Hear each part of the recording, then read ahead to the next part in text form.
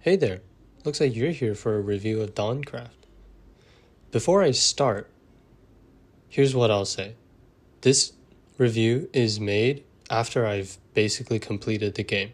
So if you're here and you don't really want spoilers, and you just purely want someone else to tell you whether or not you should play DAWNCRAFT, go play it. It's a really fun mod pack. Now with that out of the way, let's get into the review. So, to start off, DAWNCRAFT is a adventure RPG mod pack. Basically, it turns Minecraft into an ARPG of sorts.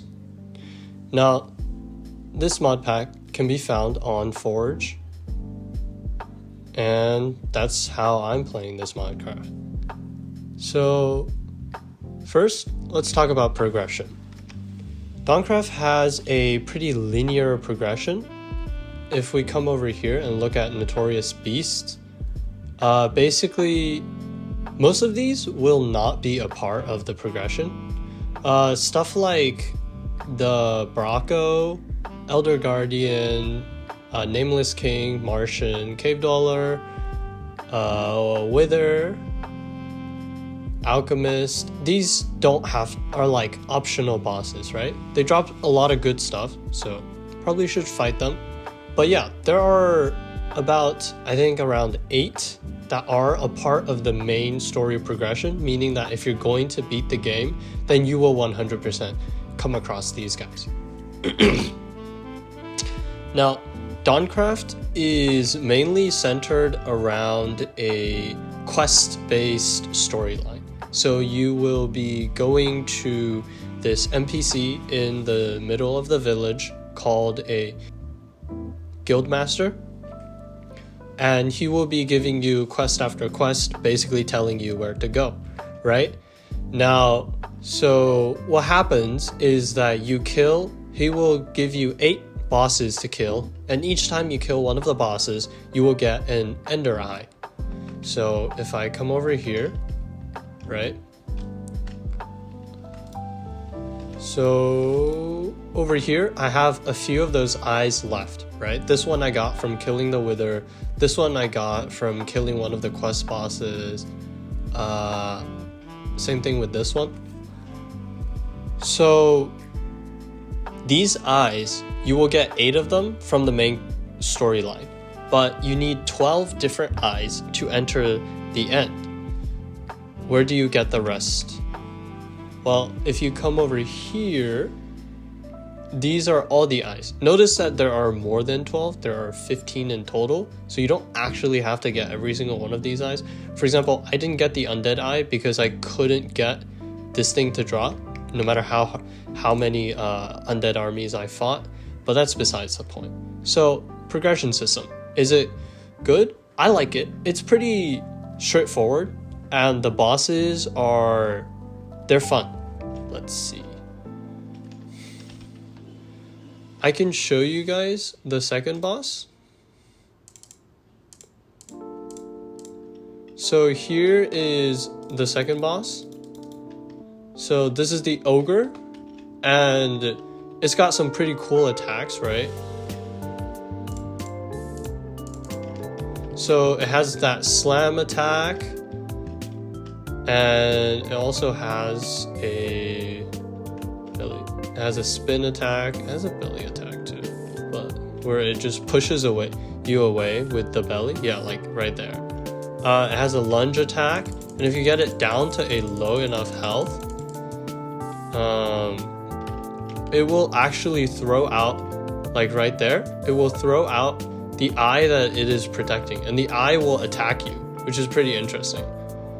And now at this stage, he will be able to do a charge up attack right there.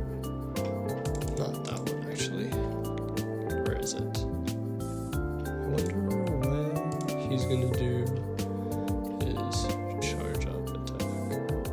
Yeah, this is the one that I was talking about. It's pretty cool. You have blood spewing out. Yeah, this is a pretty cool boss, you know?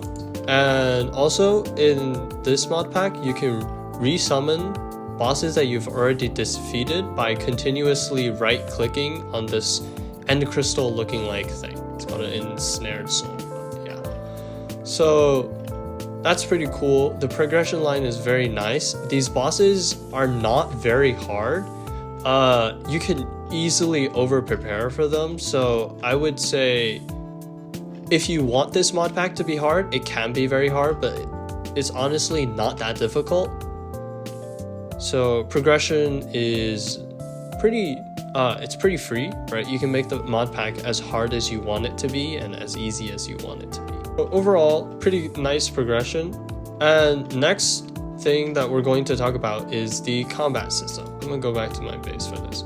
So the combat system in this mod pack has been overhauled, and basically you have two kinds, right? First is you can do your normal Minecraft attack. Basically you click, you click, you click, you click, right? This sort of attack. Now, this mod pack has a mod called Epic Fight Mod, where if I go to third person, you can see that every time I click, I do a special attack. Now, if you look at near the bottom, I have a stamina bar. Each time I attack, it drains my stamina bar. These attacks do more damage, and if you look at it, I've actually charged up a special attack near the right bottom corner. So if I hold down my attack key, I will be able to do a big attack that does a lot more damage. And this is basically the combat system overhaul that DAWNCRAFT has. Now, I have one gripe, only one issue with this system is that I'm using daggers right now, so the stamina drain isn't actually substantial, and I can keep going at it for like quite a while before I run out of stamina. And also, when you run out of stamina, you get weakness, mining fatigue 5, and also exhausted. This is another effect. This is the effect of my charm. Just take it off. So, however, when I put on a weapon such as this lance, so yeah, attacking from this distance, I'm only getting like 11 to 12-ish DPS, right? Yeah, that's why I think that the combat system isn't the best, right? That's my gripe with the combat system. Heavier hitting weapons do not enough damage for the amount of stamina that they consume.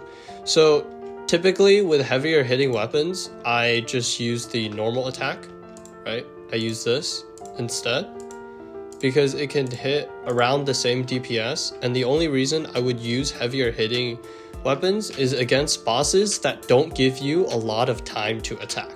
So like there are some bosses that have a lot of control effects, and during those fights you would want a weapon with slow recharge but high single hit damage. That way every time you hit them you will do a lot of damage, instead of weapons like this where it relies on you being able to basically consistently do damage. Other than that, the combat system feels pretty impactful. I can go kill some mobs to show you how it normally feels, right? It's pretty impactful.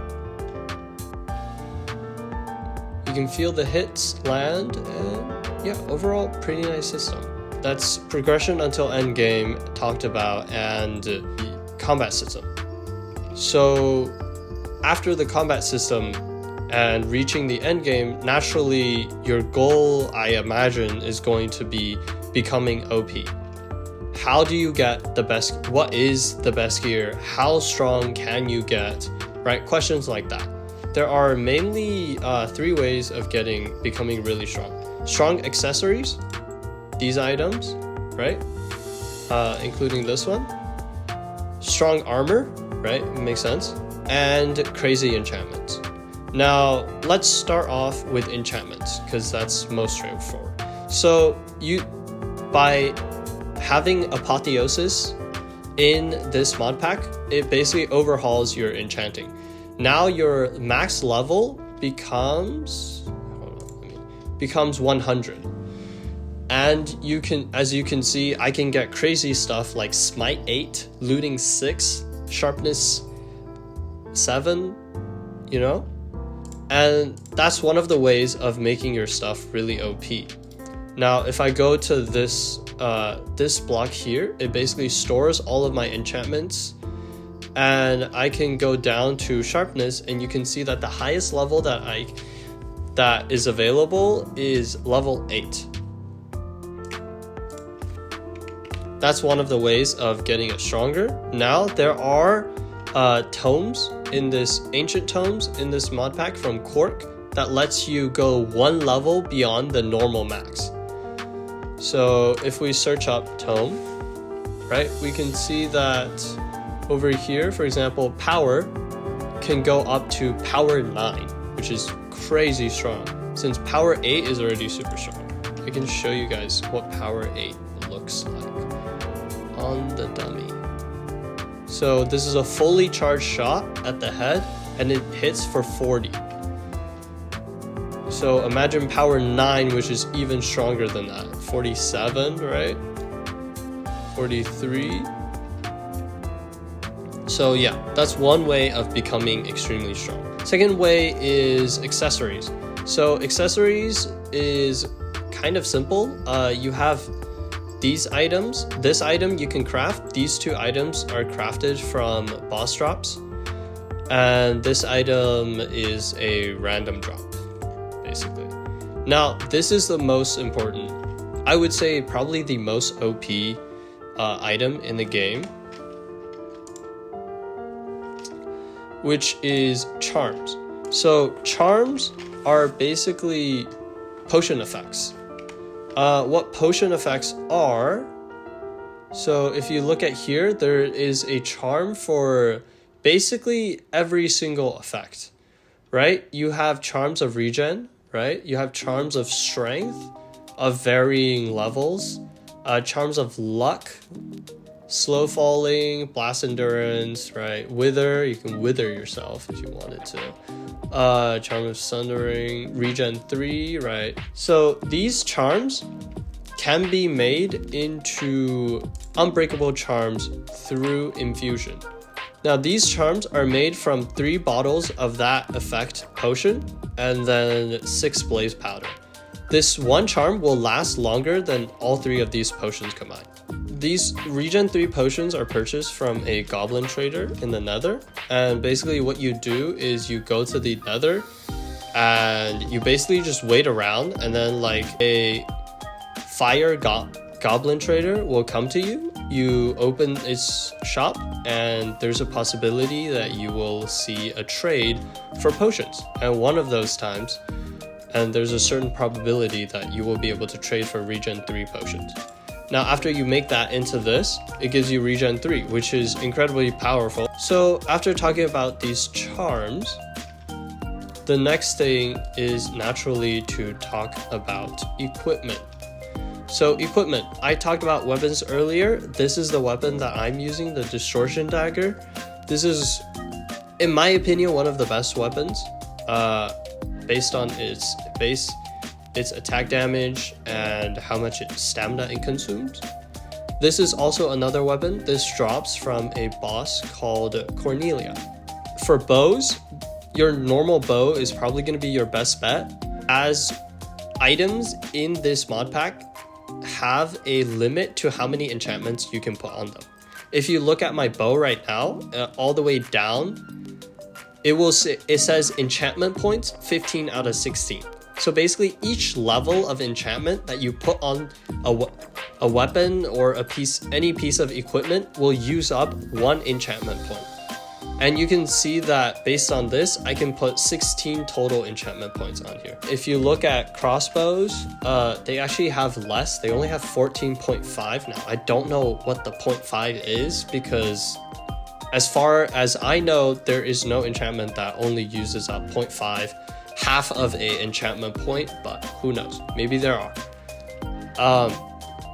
And so a crossbow has a significantly lower amount of enchantments that you can put on there. Like for example, I could put all of these enchantments on my crossbow and I will only be able to have a power 6 bow, right? And on a crossbow, you generally probably need to put more enchantments than this, since you want something like quick charge and multi-shot, right? And there's also these new enchantments, like for example, this one is Crescendo of Bolts. Basically, every time you reload, your crossbow may be fired more times. Now, moving on to armor. So my battle armor, basically, if you can call it that, it consists of a gilded netherite set and then a Avalon helmet. Now, so the Avalon helmet is probably the best helmet in the entire game, hands down. There's basically no contention for this because of the fact that if you look at the enchantment points, it has 64 enchantment points, which means that you could literally put on this helmet every single helmet enchantment at max level and still have enchantment points left over. Even at base level, Avalon helmet, right? This is the one that I'm using. It gives 7 armor and 2 armor toughness, which is an incredible amount. And then the Enderium set. This is very strong, right? This is an endgame set. Ignitium armor. This is also very, very, very strong, right? And you can walk on lava, right? Can see in lava, and you can also combine it with your Elytra, which is very nice. That's about it for armor. As far as I know, there aren't any other armor sets that are really better than that. The other thing that I really like about this mod is storage. So you can see here that I have these storage drawers. Storage drawers are incredibly nice in that you can store thousands and thousands of these items. Right? I have like 2,000 something tough, right? I have 7,000 deep slate in here, and you could just hold so much stuff in these things, which is very nice, right? Like some of these, you need a lot of space, is what I'm saying. And then another thing is cloud storage. Cloud storage lets you put chests into the air and have them all connect to one singular chest. That way you can put a bunch of different items into one chest and not have it take up like the entirety of your base. That's basically my full review of DAWNCRAFT. My final verdict is that this is a very fun mod pack. If you like RPGs, definitely play this. It's very fun. Now, the time that it took for me to beat this, 7.47 days, which is about 180 hours. Review over, but I have more stuff to talk about, which is advice. So, if you are the kind of person who, like me, want to just do your own thing, figure it out, right? If you really can't figure it out, then look for guides. You can click off the video right now. I'm gonna give advice and it's probably going to ruin the fun for some people. Okay, with that out of the way, let's talk about a few things. So first, there is a mod in this game called Jade. What Jade does is it shows you what you're looking at. For example, when I'm looking at stone bricks, it will tell me stone bricks, mineable. You can mine it with a wooden pick and it's from the Minecraft. Now, how to find your settings button? Go to controls, go to keybind, scroll down to where it has the title Jade. Now look to open config. It will default to your numpad 0. At least that's what it is for my keyboard. So look over here, change the keybind if you need to, and after you're done, click that keybind and you can bring up this thing. Jade settings will let you able to change a lot of different things. Same thing with plugin settings. You know, you can mess around with this a little bit. You will discover that you can have the game show you a lot more stuff than the default setting. Other stuff. I talked about ancient tomes earlier. Ancient tomes are not craftable. They must be found through adventure. Ancient tomes are very rare. These things only only really found them in 2 specific places. Okay, so one of them is in Desert Villagers. I found this building in one of the desert villages that I've been to. This is what it looks like. That's what it looks like from the top. So this is one of the buildings where you're going to be able to find ancient tomes. I found it in this chest. You can see that I left some stuff here. Also, another thing about this mod pack is that if villagers see you taking stuff from their chests, your reputation with them will go down, and if it goes down, then trade prices will go up, and also if it goes down enough, then every time you enter a village, the guards will come and attack you. And there's a lot of them, and they hit quite hard. So yeah, you want to make sure that no one sees you stealing from them. Another place that you can find ancient tomes is in a ship in the ice maze. Okay, so I am here at this new like structure / biome called ice maze. You will know that it is an ice maze when you see these kind of like ice arches in front of me and this kind of tower here. These are signs of an ice maze. Now let me turn out the shaders.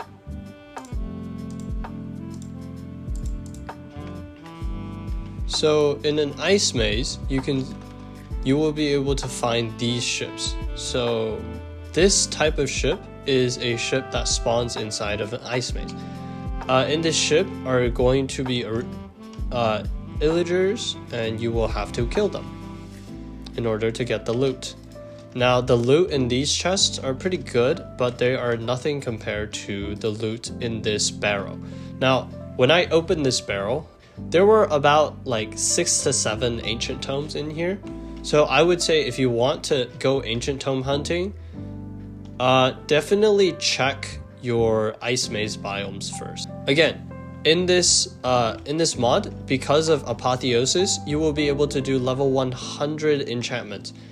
Getting level 100 using vanilla methods is extremely slow and inefficient. So I will show you guys some very fast ways of getting EXP. We will start off with our weapon, because yes, your weapon matters a lot, mostly enchantments. So for enchantments, we will be relying on the enchantment Knowledge of the Ages. What it will do is, if you read it, it says enemy drops are directly converted into experience. Now, each drop actually gives you a ton of EXP. So what you will want to do is you will increase the drops that you get. How do you do that? Let me just fly away from that. You can increase your drops by obviously putting looting on your weapon. Now looting goes up to 8. 8 is with a ancient tome. Normally it's 7. And then you can apply scavenger on top of that to have a chance that mobs will re-roll their loot table. And using that, you can get the maximum amount of like basically EXP drop per mob, stuff like that. And then you can also enchant. You can also reforge your weapons to have the tooltip above that I have, where slain enemies have a 0.2% chance to become a loot pinata, which means that their loot basically gets multiplied by like 50 times. And you can put on luck gems to increase the chance of that happening. Also, if you look at the top, it's a little bit cut off, but I have the effect of every time I hit something, I get knowledge 2, which also multiplies your EXP.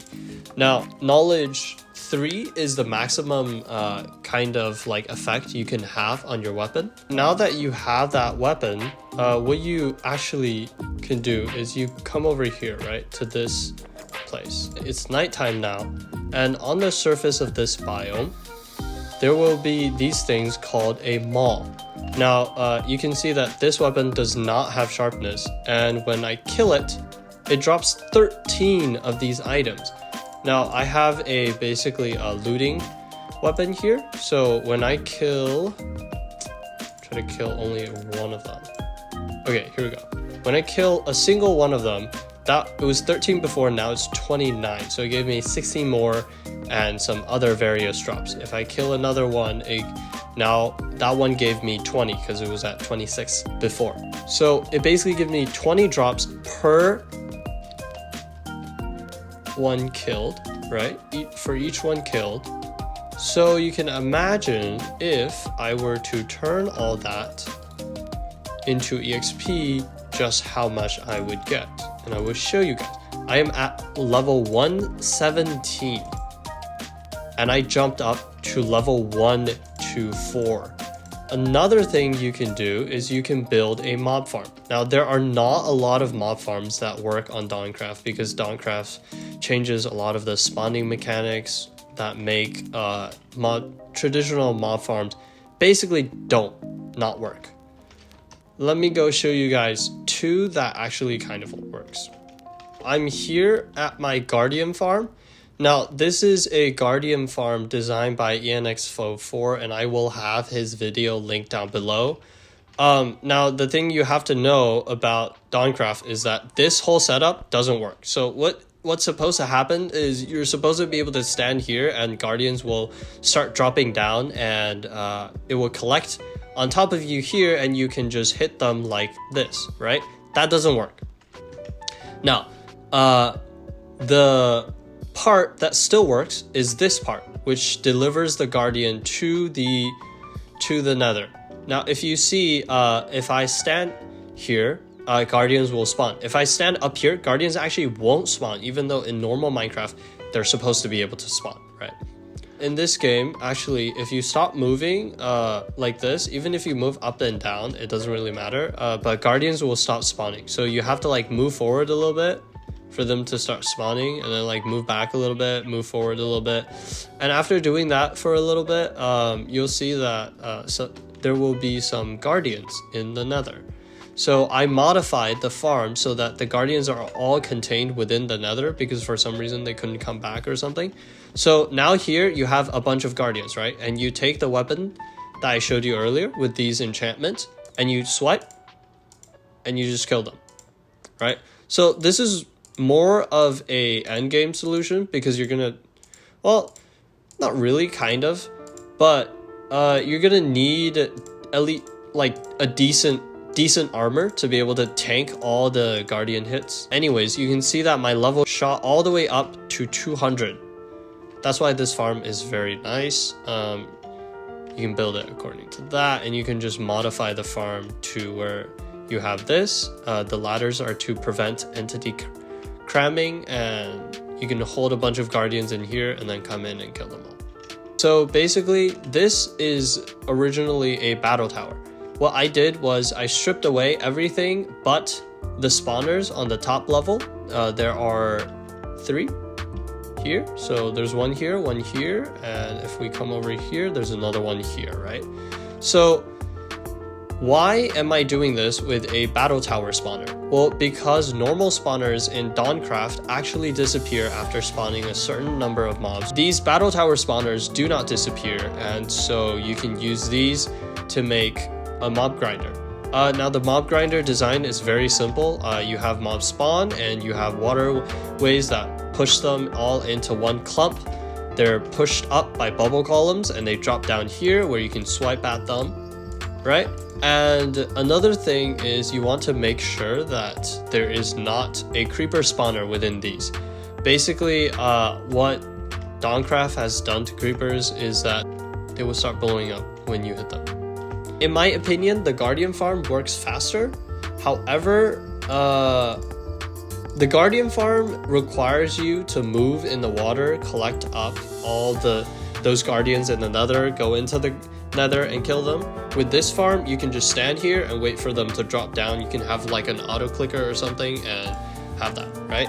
So overall, Mob Grinder is definitely a highly recommended for this mod pack. I couldn't imagine how long it would take me to get the levels that I would need and all the gems that I would need if I were to try to like do it the traditional way. That just about wraps up everything that I have to say. So, I will see you guys next time for another mod review or something else. I don't know.